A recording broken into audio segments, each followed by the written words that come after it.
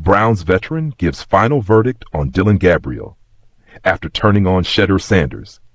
When the Browns drafted Dillon Gabriel in the 3rd round and then grabbed Shedeur Sanders 2 rounds later, the attention was inevitable. Sanders' name alone brought buzz, especially after his slide down the board. That spotlight, though, worked both ways. Every slip from Gabriel was quickly used as ammo to push Shedeur's case, until the conversation on pocket passing shifted the tone. Because in Week 2 against the Eagles, Gabriel went 3 of 4 on tough, tight window throws, while Sanders, in his own spotlight game against the Panthers, went 0 for 4 in similar spots. Suddenly, the narrative flipped.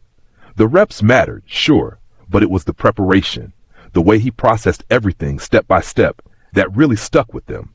Because, mind you, Gabriel had sustained a hamstring injury and had to grind through rehab. First easing back with individual drills, then 7-on-7, and finally full teamwork. So the coaching staff kept circling back to one thing: how he carried himself. Gabriel had already earned quiet respect inside the building by the time he lined up to start Week 2 of the preseason, and now in the eyes of a legend. Asked whether the rookie showed enough to justify that 3rd-round pick and quiet some of the noise, Joe Thomas didn't hesitate. You saw a quick release. He was going through his progressions and his reads very quickly. He was comfortable in the pocket, he said, while adding, the vast majority of his reps, he was throwing the ball on time, on the money, to the right guy. For a rookie under the weight of comparisons, that steadiness mattered as much as any flashy throws. What impressed Thomas most came in the moments after things went wrong. Gabriel had a rough patch in the preseason finale against the Rams, but instead of unraveling, he responded with composure.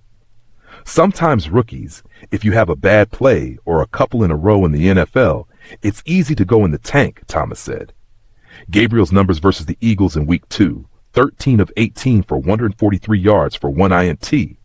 Versus the Rams, 12 of 19 for 129 yards and a touchdown, capped by that sharp 2-minute drill drive. He showed the mentality of a long-term pro, and the Browns didn't wait quite long on their decision.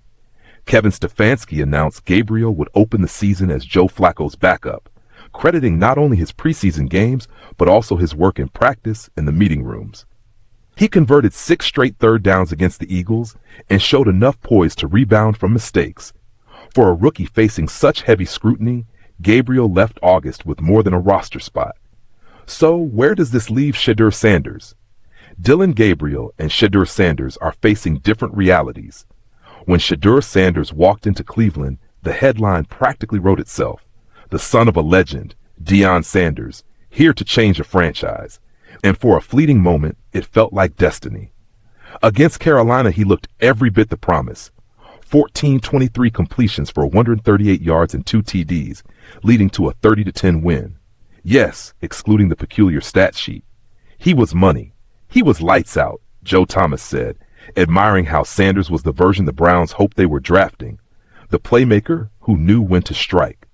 For a city waiting on a new quarterback chapter, that game was a spark. But sparks fade fast when old habits catch flame. The Rams game turned into a mirror of every scouting report that dropped him down draft boards. As soon as he lost confidence in his protection because he was getting hit, now all of a sudden he just continues to drop deeper and deeper and deeper, Thomas explained. It wasn't just sacks. It was the inability to self-correct, the frustration that swallowed him up. His stat line told the story in bold: 3 for 6, 14 yards, 1 fumble, and 5 sacks in just 2 quarters. That's the weight of college flaws dragging him into the NFL spotlight. And now the verdict is final.